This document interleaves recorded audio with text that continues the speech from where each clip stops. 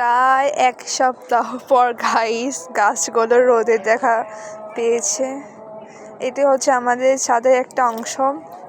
এইখানে আম্মু এই যে আদা গাছ বুনছে, দেন এখানে শুধু একটাই ডাটা গাছ হয়েছে, আর এটা হচ্ছে লাউ গাছ। এখান থেকে আমরা প্রায় ৬-৭টা লাউ খাইছি।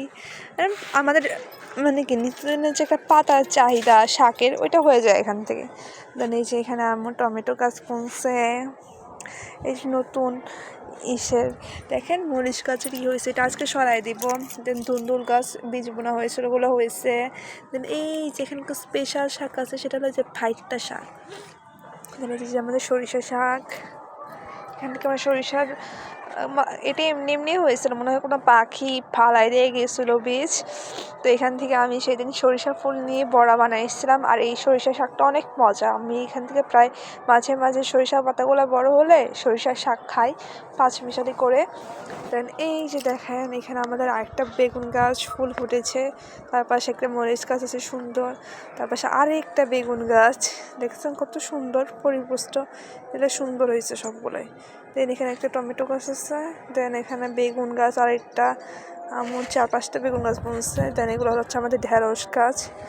আর এই পাশে আমাদের ঢেঁড়স গাছ, এখান থেকে আমাদের প্রায় একটা করে ঢেঁড়স তোলা হয়। এখানে আমাদের টমেটো গাছ ছিল, ওটা পাখি খেয়ে ফেলছে।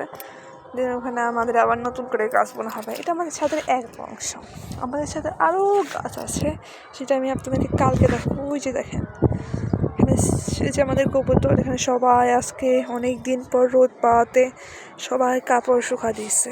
এই টাইমটাতে কিন্তু ছাদে আসলে অনেক অনেক বেশি ভালো লাগে, কারণ পরিবেশটা অনেক ভালো থাকে। এই যে আমাদের বাসার আশেপাশে সুন্দর একটা দৃশ্য, আর রোদের জন্য একদম চারিপাশে যেন কীরকম রূপালির মতো চকচক করতেছে, সোনালির যে একটা ধাঁচ, সোনালি আলোর সুন্দর চারিপাশটা। এই টাইমে ছাদে আসলে মনটা অনেক ভালো হয়ে যায়।